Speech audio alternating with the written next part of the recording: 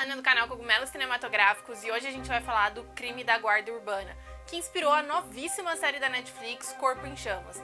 E assim, apesar da série ter sido bem fraquinha, a história é muito caótica e bem interessante, tanto pelos personagens envolvidos quanto pela história em si.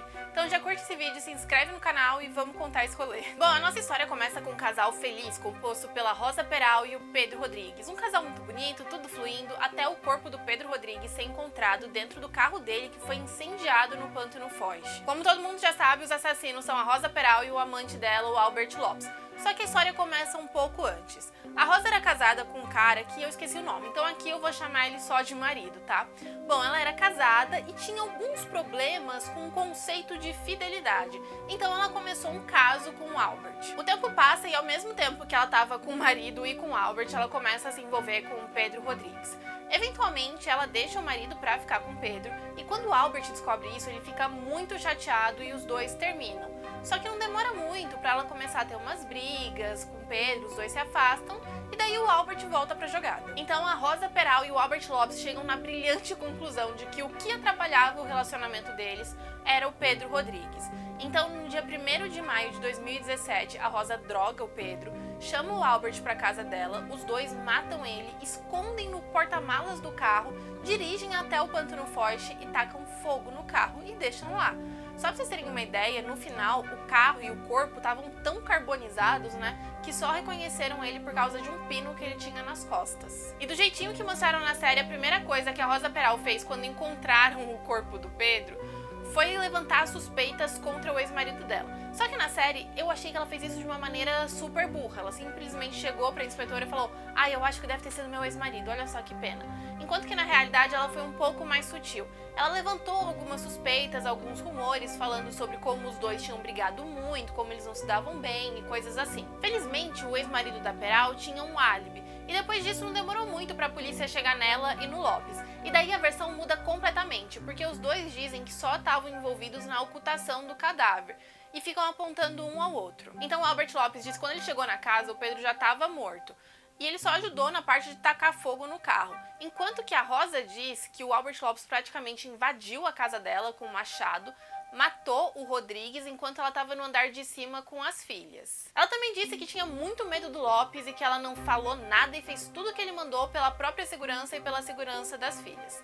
Só que assim, eu acho bem legal a gente lembrar que esse caso teve muita repercussão, muita mesmo. Então ela teve várias oportunidades para pedir segurança para ela e para as filhas. E tanto ela, quanto o Albert Lopes, quanto o Pedro Rodrigues trabalhavam na Guarda Urbana de Barcelona. O órgão policial que fez a investigação era outro, não eram conhecidos do Lopes. Então não tinha nenhum motivo para ela omitir a versão dela do crime por quase 10 dias. Nem o juiz, nem o júri acreditaram em nenhuma dessas histórias, então os dois foram considerados culpados e condenados a 20 anos de cadeia. E a Rosa Peral recebeu um adicional de 5 anos por ter uma relação com a vítima.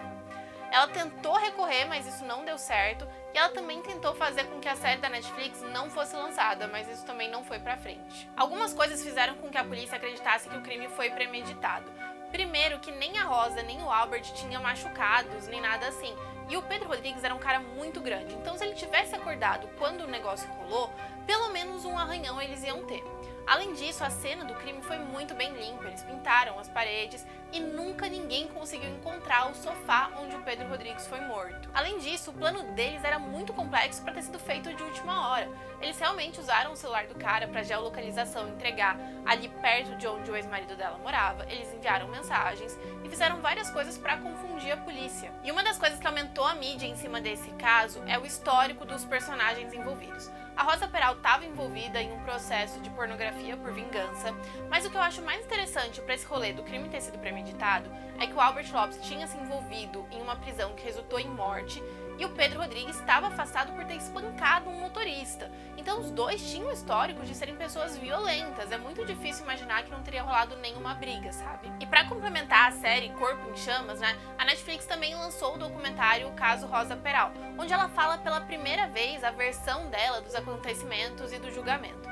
E assim, realmente aconteceram algumas coisas um pouquinho estranhas com ela no julgamento. Teoricamente, uma das filhas da Rosa realmente viu a mãe com sangue e o Pedro dopado.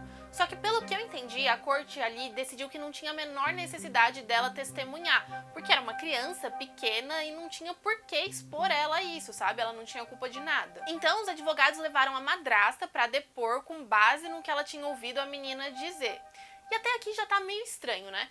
Provavelmente por isso que o juiz falou, não, você não vai depor, a gente tinha combinado que a menina não ia depor, não tem por que uma pessoa terceirizar o depoimento dela. E daí os advogados pedem pra ela não falar nada e simplesmente imitar como a menina disse que o Pedro tava quando ela viu ele, sabe? Isso foi muito estranho, mas enfim, o que eu achei curioso é que se tivessem sido mais respeitosos com a Rosa Peral no julgamento, ela não teria como reclamar. Todas as brechas que ela tem pra dizer que o julgamento foi absurdo e injusto é porque quiseram fazer um showzinho ali. E tipo assim, tinham muitas provas concretas contra ela, não precisavam ter feito nada disso, podiam ter sido mais respeitosos e ela não teria como reclamar de nada. Mas é isso, esse foi o vídeo de hoje, espero que você tenha gostado, não se esqueça de curtir, se inscrever no canal e até a próxima.